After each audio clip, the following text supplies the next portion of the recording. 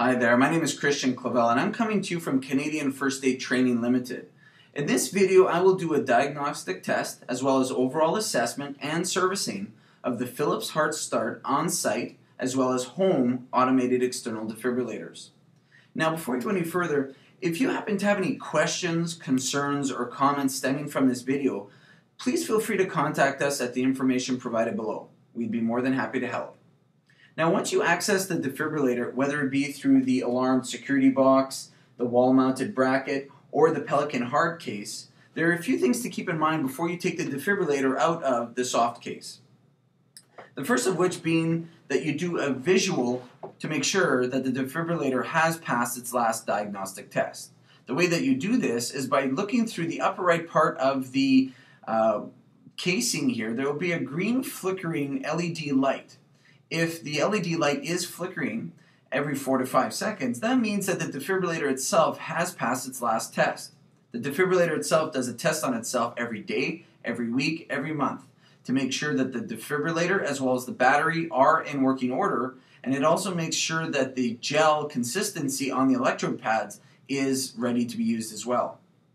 If it's not flickering green, that may mean that the defibrillator itself is not functioning, and maybe the main reason for you to do this servicing is because the defibrillator is chirping.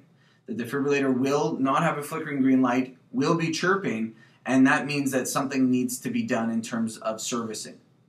Again, if you happen to have any questions throughout this process, please feel free to contact us at the information provided below.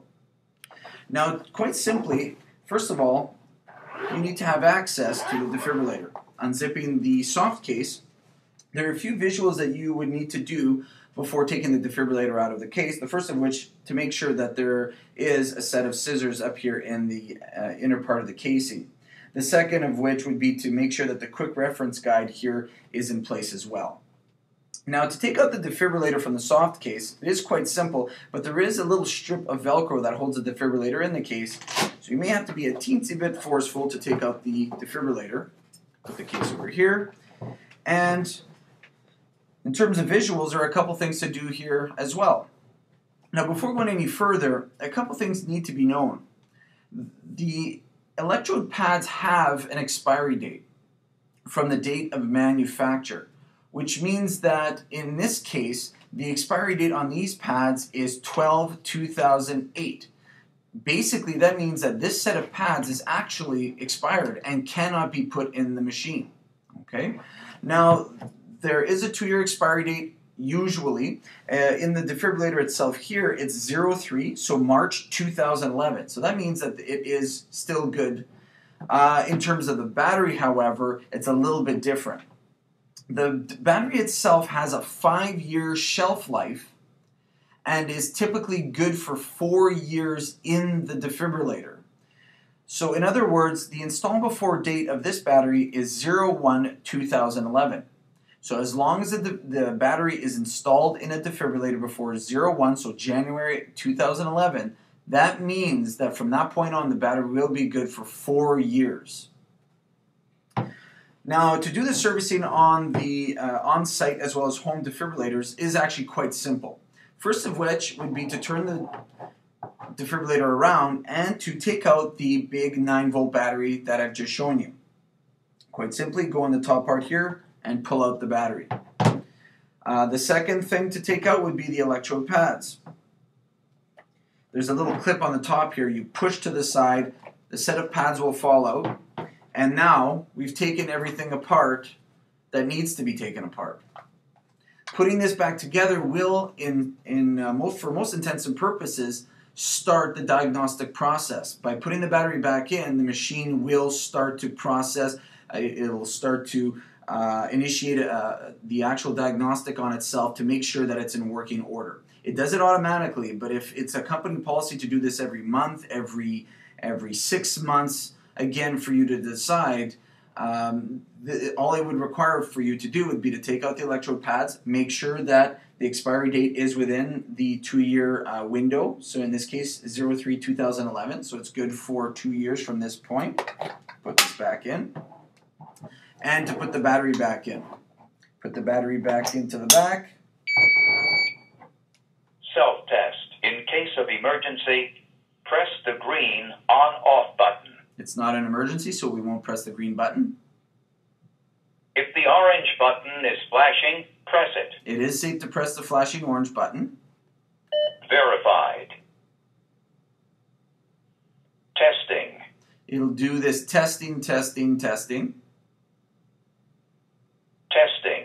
for about 1 or 1.5 minutes while you're waiting. Testing. Put the defibrillator back in. Testing.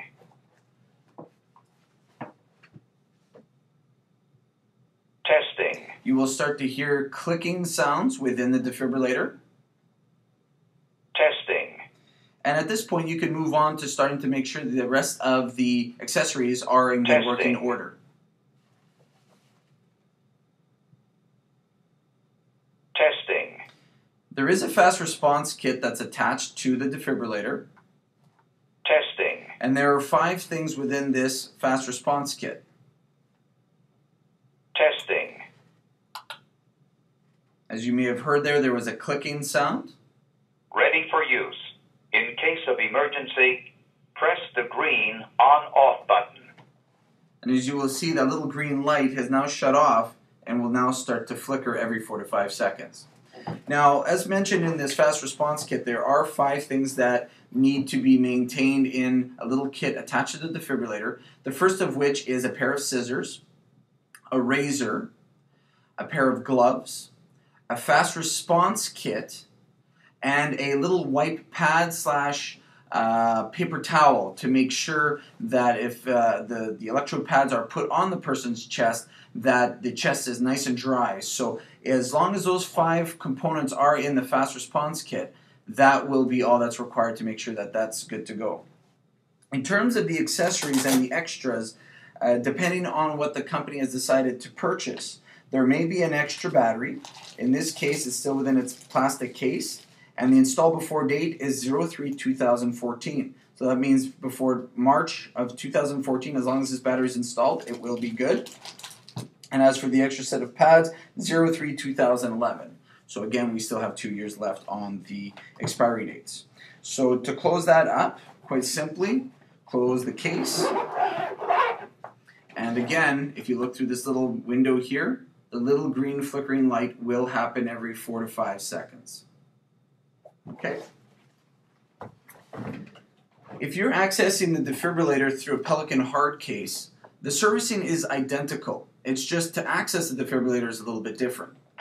Through these little casings here, these are actually making sure that there's a nice seal, waterproof, dustproof seal around the defibrillator, and these are typically used for sports teams, for fire departments, for construction sites that need a little bit more ruggedness to be affiliated with the protection of the defibrillator. And to access the defibrillator would be to just take up these 2 clips. If there's a lock on it, then it would obviously to take off the lock. It is possible also that there are these little tie wraps that are being used to make sure that the defibrillator itself has not been tampered with that go through these little holes. Again, that's a company policy decision.